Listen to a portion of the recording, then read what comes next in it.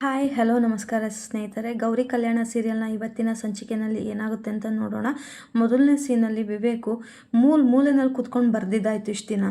ಈಗ ಕಾರ್ ಡಿಕ್ಕಿನಲ್ಲಿ ಬಂದು ಕುತ್ಕೊಂಡಿದ್ಯಾ, ಮುಂದೆ ಇನ್ನು ಎಲ್ಲೆಲ್ಲಿ ಕುತ್ಕೊಳ್ತೀಯೋ, ಇನ್ನು ಮುಂದೆ ಎಲ್ಲೂ ಹೋಗಿ ಈ ಥರ ಎಲ್ಲ ಕುತ್ಕೋಬೇಡ, ಸರಿ ನಡಿ, ಲೇಟ್ ಆಯಿತು, ಮಲ್ಕೊಳ್ಳೋಣ ಅಂದಾಗ ಗೌರಿ ನಾನು ಅದಕ್ಕೆ ಕಾಯ್ತಾ ಇದ್ದೆ, ಬನ್ನಿ ಮಲ್ಕೊಳ್ಳೋಣ ಅಂತ ಅವ್ನ ಕೈ ಇಟ್ಕೊತಾಳೆ. ಆಗ ವಿವೇಕ್ ನೀನು ಬೇರೆ ಮಲ್ಕೊ, ನಾನು ಬೇರೆ ಮಲ್ಕೊತೀನಿ, ಏನೋ ಮೆತ್ತು ಮಾತಾಡಿದ ತಕ್ಷಣ ಮರಳಾಗ್ಬಿಟ್ಟೆ ಅಂತ ಅನ್ಕೊಂಡ್ಯಾ, ಸುಮ್ಮನೆ ನಡಿ ಅಂತ ಹೇಳಿದಾಗ ಗೌರಿ ಸರಿ ಇರಿ, ಕಾರ್ ಡಿಕ್ಕಿ ಯಾರು ಕ್ಲೋಸ್ ಮಾಡ್ತಾರೆ ಅಂತ ಹೇಳಿದಾಗ ವಿವೇಕು ಓಪನ್ ಮಾಡಿದ್ದ್ಯಾರು ಅಂತ ಕೇಳಿದಾಗ ನಾನೇ, ಅಲ್ಲಿ ಬಟನ್ ಇತ್ತು ಒತ್ತಿದೆ, ಓಪನ್ ಆಯಿತು, ಇವಾಗ ಕ್ಲೋಸ್ ಆಗ್ತಾ ಇಲ್ಲ ಅಂತ ಹೇಳ್ತಾಳೆ.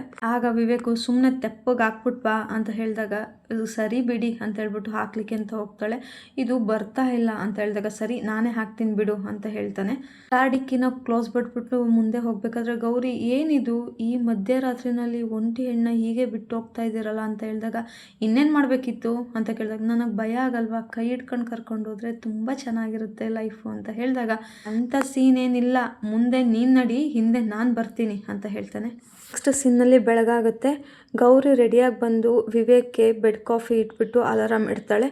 ನೆಕ್ಸ್ಟು ಅಲಾರಾಮ್ ಹೊಡೆದ ತಕ್ಷಣ ವಿವೇಕ್ ಎದ್ದೇಳ್ತಾನೆ. ನೆಕ್ಸ್ಟು ಅಲ್ಲೇ ಇರೋಂಥ ಬೆಡ್ ಕಾಫಿನ ಕುಡಿದ್ಬಿಟ್ಟು ಸ್ನಾನ ಮಾಡಲಿಕ್ಕೆ ಅಂತ ಬಾತ್ರೂಮಿಗೆ ಬಂದಾಗ ಅಲ್ಲಿ ಬ್ರಷಲ್ಲಿ ಪೇಸ್ಟ್ ಹಾಕಿ ರೆಡಿ ಮಾಡಿರ್ತಾಳೆ ಗೌರಿ. ಹಾಗೆಯೇ ಒಂದು ಟವಲ್ ಕೂಡ ಇಟ್ಟಿರ್ತಾಳೆ. ಸೊ ಅಲ್ಲಿಂದ ಅವ್ನು ಸ್ನಾನ ಮಾಡ್ಕೊಂಡು ಹೊರಗಡೆ ಬಂದ ತಕ್ಷಣ ನೋಡ್ತಾನೆ, ಅಲ್ಲಿ ಬಟ್ಟೆ ಕೂಡ ರೆಡಿ ಇರುತ್ತೆ. ಅದನ್ನು ನೋಡಿಬಿಟ್ಟು ವಿವೇಕು ಏನು ನಾನೇನೇ ಹೇಳಲಿಲ್ಲ ಅಂತ ಅಂದರೂ ಕೂಡ ಎಕ್ಸಾಕ್ಟಾಗಿ ನನಗೇನು ಬೇಕು ಹಾಗೆ ಮಾಡಿರ್ತಾಳಲ್ಲ, ನಾನು ಎಷ್ಟೇ ಬೈದರು ಎಷ್ಟೇ ಕೋಪ ಮಾಡಿಕೊಂಡ್ರು ಇವಳು ಮಾತ್ರ ತನ್ನ ಜವಾಬ್ದಾರಿನ ಮರೆಯಲ್ಲ ಅಂದ್ಕೊಳ್ತಾನೆ. ನೆಕ್ಸ್ಟ್ ಸೀನ್ನಲ್ಲಿ ಗೌರಿ ಹಾಲ್ನಲ್ಲಿ ವಿವೇಕ್ ಬರೋದನ್ನೇ ನೋಡ್ತಾ ಇರ್ತಾಳೆ. ಆಗ ಆಶಾ ಕೇಳ್ತಾಳೆ, ಏನು ಗೌರಿ ಆವಾಗ್ಲಿಂದ ಮೆಟ್ಲು ಕಡೆನೇ ನೋಡ್ತಾ ಇದೆಯಾ ಅಂತ ಹೇಳಿದಾಗ ಗೌರಿ ಏನಿಲ್ಲ ಚಿಕ್ಕತ್ತೆ ಅಂತ ಹೇಳ್ತಾಳೆ. ಅಷ್ಟರಲ್ಲಿ ವಿವೇಕ್ ಮೇಲಿಂದ ಇಳ್ಕೊಂಡು ಬರ್ತಾನೆ. ಆದರೆ ಅವನು ಗೌರಿಗೆ ಸೆಲೆಕ್ಟ್ ಮಾಡಿ ಇಟ್ಟಿದ್ದಂಥ ಡ್ರೆಸ್ನ ಹಾಕಿರಲ್ಲ. ಹಾಗಾಗಿ ಗೌರಿ ಈ ಪುಣ್ಯಾತ್ಮ ನಾನು ಸೆಲೆಕ್ಟ್ ಮಾಡಿದಂಥ ಡ್ರೆಸ್ನ ಹಾಕಿಲ್ಲ ಅಂತ ಮನಸ್ಸಲ್ಲೇ ಅಂದ್ಕೊತಾ ಇರ್ತಾಳೆ. ಆಗ ವಿವೇಕು ನೀನು ಸೆಲೆಕ್ಟ್ ಮಾಡಿರೋವಂಥ ಡ್ರೆಸ್ನ ಹಾಕಿ ನಿನ್ನ ಈಗೋನ ಸ್ಯಾಟಿಸ್ಫೈ ಮಾಡೋಕ್ಕೆ ನಾನೇನು ದಡ್ಡ ಅಲ್ಲ ಅಂತ ಅವ್ನ ಮನಸ್ಸಲ್ಲಿ ಮಾತಾಡ್ಕೊತಾ ಇರ್ತಾನೆ. ಹಾಗೆ ಅವ್ರ ಅಮ್ಮನ ಹತ್ರ ಬಂದ್ಬಿಟ್ಟು ಅಮ್ಮ ಆಫೀಸ್ಗೆ ಹೋಗಿ ಬರ್ತೀನಿ ಅಂತ ಹೇಳ್ತಾನೆ. ಆಗ ಗೌರಿ ಅತ್ತೆ ನಿಮ್ಮ ಹತ್ರ ಪರ್ಮಿಷನ್ ಬೇಕಿತ್ತು ಅಂತ ಕೇಳಿದಾಗ ಸರಿತಾ ಹೌದಾ, ಪರ್ಮಿಷನ್ ಕೇಳೋ ಅಂಥ ಅಭ್ಯಾಸ ಯಾವಾಗಿಂದ ಮಾಡ್ಕೊಂಡೆ, ಇಲ್ಲಿವರೆಗೂ ನಿನಗೇನಿಷ್ಟ ಹಾಗೆ ತಾನೇ ಮಾಡ್ಕೊಂಡು ಬಂದಿದೀಯಾ ಅಂತ ಹೇಳಿದಾಗ ಗೌರಿ ಹಾಗಲ್ಲ ಅತ್ತೆ, ನಾನು ಸ್ವಲ್ಪ ಅಮ್ಮನ ಮನೆಗೆ ಹೋಗಿ ಬರಬೇಕಿತ್ತು ಅಂದಾಗ ಸರಿತಾ ಇವಾಗ ಯಾಕೋ, ಏನು ವಿಶೇಷ ಇದೆ ಅಲ್ಲಿ, ನೀನು ಈ ಮನೆಯಲ್ಲಿ ಇರಬೇಕು ಅಂತಂದರೆ ಆ ಮನೆ ಸಂಬಂಧನ ಪೂರ್ತಿಯಾಗಿ ಕಡ್ಕೋಬೇಕು ಅಂತ ಹೇಳಿದ್ದೆ, ಮರ್ತೋಯ್ತಾ ಅಂತ ಹೇಳಿದಾಗ ಅಜ್ಜಿ ಆವಾಗ ಕಂಡೀಷನ್ ಹಾಕಿದ್ದೇನೋ ನಿಜ, ಆಗ ಅವಳು ತಪ್ಪು ಮಾಡಿದಾಳೆ ಅಂತ ನಾವೆಲ್ಲರೂ ನಂಬಿ ಕಂಡೀಷನ್ ಹಾಕಿದ್ವಿ, ಅವಳು ಸರಿ ಇದ್ದಾಳೆ, ಅವಳದೇನು ತಪ್ಪಿಲ್ಲ ಅಂತ ಗೊತ್ತಾದ್ಮೇಲೆ ಅವಳು ತವ್ರ ಮನೆಗೆ ಹೋಗೋದ್ರಲ್ಲಿ ತಪ್ಪೇನಿಲ್ಲ ಅಲ್ವಾ ಸರಿತಾ ಅಂತ ಹೇಳಿದಾಗ ವಿವೇಕು ಹೆತ್ತವ್ರನ್ನ ನೋಡ್ಕೊಂಡ್ ಬರೋದಕ್ಕೆ ಇವಳು ನಮ್ಮ ಹತ್ರ ಪರ್ಮಿಷನ್ ಕೇಳ್ಬೇಕಾ ಅಮ್ಮ ಅಂತ ಹೇಳಿದಾಗ ಸರಿತಾ ನೀನೇನ್ ಮಾತಾಡ್ತಿದ್ಯಾ ಅನ್ನೋ ಅರಿವಿದ್ಯಾ ನಿನ್ಗೆ ಅಂತ ಹೇಳಿದಾಗ ವಿವೇಕ್ ಅಮ್ಮ ಗಂಡನ ಮನೆಗೆ ಬಂದ ತಕ್ಷಣ ಹೆಣ್ಣು ತನ್ನ ತವ್ರಿನ ಬೇರ್ನ ಕತ್ತರಿಸ್ಕೊಂಡ್ ಬರಕ್ಕಾಗಲ್ಲಮ್ಮ, ಹೆಣ್ಮಕ್ಳಿಗೆ ತವ್ರ ಮನೆ ಅಂದ್ರೆ ಹಬ್ಬದ ಊಟ ಅಲ್ಲ, ಉಸಿರಾಡೋ ಗಾಳಿ, ಕಷ್ಟನೋ ಸುಖನೋ ಹೆತ್ತವ್ರನ್ನ ನೋಡ್ಬೇಕು ಅನ್ನಿಸ್ದಾಗ ತವ್ರ ಮನೆಗೆ ಹೋಗಿ ಬರೋದು ಅವಳ ಸ್ವಾತಂತ್ರ್ಯ ಅಲ್ವೇನಮ್ಮ, ಪರ್ಮಿಷನ್ ಅನ್ನೋ ಕಾಂಪೌಂಡ್ ಹಾಕೋದು ಬೇಡ, ಅವಳನ್ನ ಕಳ್ಸೋಣ ಅಮ್ಮ ಅಂದಾಗ ಅಜ್ಜಿ ಗಂಡನೇ ಪರ್ಮಿಷನ್ ಕೊಡಬೇಕಾದ್ರೆ ನಿಂದೇನು, ಹೋಗ್ಬಿಟ್ಟು ಬರಲಿ ಬಿಡು ಅಂತ ಹೇಳಿದಾಗ ಸರಿತಾ ಸರಿ ಆಯಿತು ಹೋಗ್ಬಿಟ್ ಬಾ ಅಂತ ಹೇಳ್ತಾಳೆ.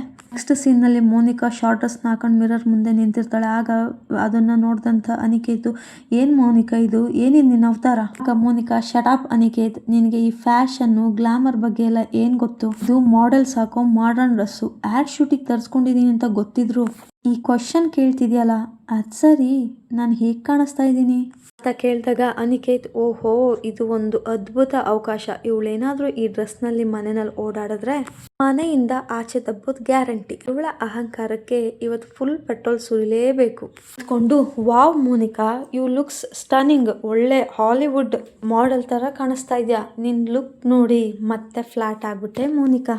ಆಗ ಮೋನಿಕಾ ಇದು ಜಸ್ಟ್ ಟ್ರೈಲರ್ ಅಷ್ಟೇ ಅನಿಕೇತ್, ನಾನು ಆ್ಯಡ್ ಶೂಟ್ನಲ್ಲಿ ಇನ್ನೂ ಹಾಟಾಗಿ ಕಾಣಿಸ್ಕೊಳ್ತಾ ಇದ್ದೀನಿ, ಆ ಆ್ಯಡ್ ಶೂಟ್ ಮುಗಿದು ಟಿ ವಿನಲ್ಲಿ ಬಂದಮೇಲೆ ಈ ಮನೆಯಲ್ಲಿ ಎಲ್ಲರೂ ಎಸ್ಪೆಷಲಿ ಆ ಗೌರಿ ನನ್ನ ನೋಡಿ ಸುಸ್ತು ಹೊಡಿತಾಳೆ, ಅವತ್ತು ಈ ಮನೆಯಲ್ಲಿ ಎಲ್ರಿಗೂ ನನ್ನ ರೇಂಜ್ ಏನು ಅಂತ ಗೊತ್ತಾಗುತ್ತೆ ಅಂದಾಗ ಅನಿಕೇತ್ ನಿಜ ನೀನು ಹೇಳ್ತಾ ಇರೋದು, ಅವ್ರ ಕಣ್ಣಿಗೆ ಮಾತ್ರ ಅಲ್ಲ ಹಾರ್ಟಿಗೂ ಕೂಡ ಸ್ಟ್ರೋಕ್ ಹೊಡೆಯುತ್ತೆ ನಿನ್ನನ್ನು ನೋಡಿದ್ರೆ ಅಂತ ಹೇಳ್ತಾನೆ. ನೆಕ್ಸ್ಟ್ ಸೀನಲ್ಲಿ ಗೌರಿ ಮನೆಯಿಂದ ಹೊರಗಡೆ ಆಟೋಗೋಸ್ಕರ ವೆಯ್ಟ್ ಮಾಡ್ತಾ ಇರ್ತಾಳೆ. ಆಗ ವಿವೇಕ್ ಆಫೀಸ್ಗೆ ಹೋಗೋಕ್ಕೆ ಅಂತ ಹೇಳ್ಬಿಟ್ಟು ಕಾರಲ್ಲಿ ಬಂದುಬಿಟ್ಟು ಗೌರಿ ಮುಂದೆ ಕಾರ್ ನಿಲ್ಲಿಸ್ಬಿಟ್ಟು ಸುಮ್ಮನೆ ಸ್ವಲ್ಪ ಹೊತ್ತು ಹಾಗೆ ಕೂತ್ಕೊಳ್ತಾನೆ. ಆಗ ಅವನು ಅಂದ್ಕೊಳ್ತಾನೆ, ಎಷ್ಟು ಕೊಬ್ಬು ಇವಳಿಗೆ, ಸ್ವಲ್ಪ ಡ್ರಾಪ್ ಕೊಡಿ ಅಂತ ಕೇಳ್ಬೋದಲ್ವಾ ಅಂತ ಅಂದ್ಕೊಳ್ತಾ ಇರ್ತಾನೆ.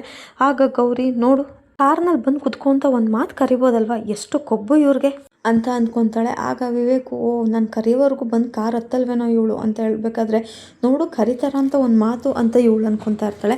ಆಗ ವಿವೇಕ್ ಹೇಳ್ತಾನೆ, ಬಂದು ಕುತ್ಕೊಂಡ್ರೆ ಡ್ರಾಪ್ ಮಾಡ್ತೀನಿ ಅಂತ. ಆಗ ಗೌರಿ ಹೇಳ್ತಾಳೆ, ಡ್ರಾಪ್ ಮಾಡೋದಾದ್ರೆ ನಾನು ಬರ್ತೀನಿ ಅಂತ. ಆಗ ವಿವೇಕ್ ಅವಳನ್ನ ಆಶ್ಚರ್ಯದಿಂದ ನೋಡ್ತಾನೆ. ಹೇಳ್ತಾನೆ, ಡ್ರಾಪ್ ಮಾಡಬೇಕು ಅಂತಾನೆ ಕಾರ್ ನಿಲ್ಲಿಸಿದ್ದು ಅಂತ ಹೇಳ್ಬಿಟ್ಟು. ಆಗ ಗೌರಿ ಹೇಳ್ತಾಳೆ, ಅದನ್ನ ಹೇಳ್ಬೇಕು ತಾನೆ, ನನಗೆ ಗೊತ್ತಾಗುತ್ತೆ ಅಂತ ಹೇಳಿದಾಗ ವಿವೇಕ್, ಬಾಯಿ ಮುಚ್ಕೊಂಡು ಕಾರ್ ಹತ್ತು ಅಂತ ಹೇಳಿದಾಗ ಗೌರಿ ಸರಿ ಆಯಿತು ಅಂತ ಅಂದ್ಬಿಟ್ಟು ಕಾರಲ್ಲಿ ಹೋಗಿ ಕೂತ್ಕೊಳ್ತಾಳೆ.